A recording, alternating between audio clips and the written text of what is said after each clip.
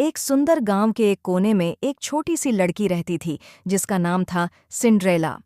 उसका घर सुंदर था, उसके माँ बाप उससे बेहद प्यार करते थे। लेकिन एक दिन एक हादसा उसकी दुनिया बदल गया। उसकी माँ बीमारी के कारण गुजर गईं और बाद में उसके पिता ने दूसरी शादी कर ली। नई माँ, जो सिर्फ पैसा और शान की भूखी थी, अपनी दो बेटियों के साथ घर आई। जब तक सिंड्रेला के पिता जिंदा थे, सब ठीक था। लेकिन उनके गुजर जाने के बाद सौतेले परिवार ने सिंड्रेला की जिंदगी को एक अजीब सा सपना बना दिया। सिंड्रेला से पूरे दिन काम करवाया जाता था। उन्होंने उसका नाम तक बदल दिया। अब उसे सिंड्रेला इसलिए कहा जाता था क्योंकि वह रोज आग के पास काम करते हुए राख सिंडर से भर जाती थी। रात को जब सब सो जाते, सिंड्रेला अकेली चांद को देखती और अपनी माँ को याद करती। उसकी जिंदगी बस एक चीज से रोशन थी, उसका सपना। वह सपना देखती थी एक जिंदगी का जहां उसे कोई नीचा न समझे और जहां वह खुश हो। एक दिन पूरे राज्य में एक बड़ी खबर फैल गई। राजा के महल से ऐलान हुआ कि राजकुमार एक बड़े बॉल का आयोजन कर रहे हैं। यह बॉल हर लड़की के लिए था और जो लड़की राजकुमार को पसंद आएगी उससे वह शादी करेंगे। सौतेली माँ और बहनें काफी उत्साहित थीं। हम तो सबसे सुंदर हैं, राजकुमार तो हमें ही पसंद करेंगे। उन्होंने नए कपड़े बनवाए, गहने लिए और बॉल के लिए तैयार होने लगीं। सिंड्रेला भी जाना चाहती थी। उसने अपनी सौतेली माँ से पूछा, क्या मैं भी जा सकती हूँ? माँ हंसकर बोली, तुम्हारे पुराने कपड़े और गंदे हाथ देखकर तो राजकुमार डर जाएंगे। उसने सिंड्रेला को मना कर दिया और कहा कि वह घर में ही काम करे। रात को जब सब बॉल के लिए चले गए, सिंड्रेला अकेली घर में बैठी थी। उसकी आंखों से आंसू गिर रहे थे। क्या मेरी जिंदगी कभी बदलेगी? तभी एक रोशनी चमकी और एक सुंदर परी उसके सामने आई।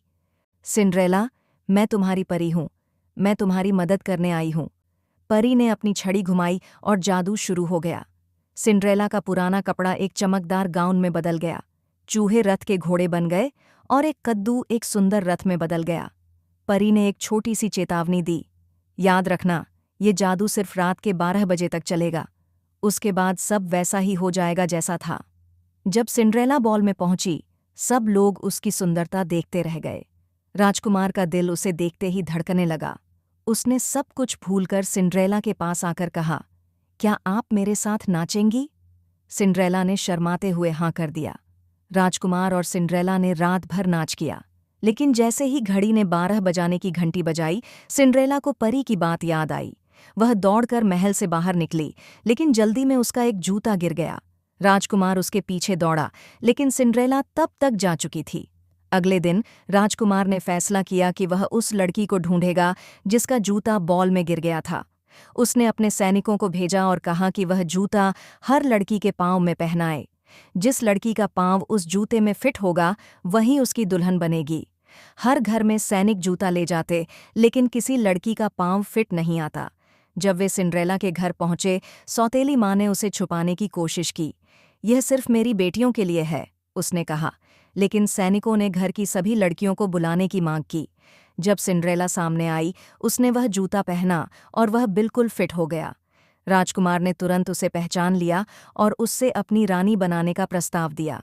सिंड्रेला राजकुमार के साथ महल गई और उन्होंने शादी की।